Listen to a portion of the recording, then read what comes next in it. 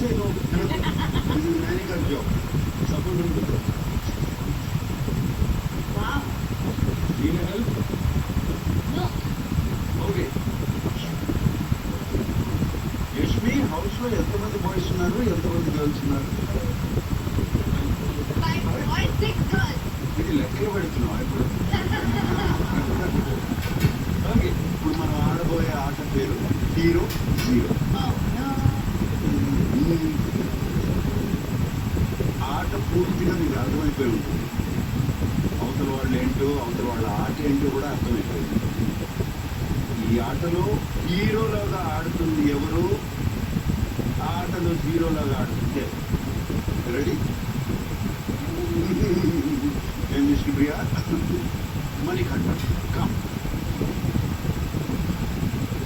హీరోలాగా సీత ఆడుతుంది sir. Okay, చాలా క్లియర్గా ఉన్నావు మణికంఠ.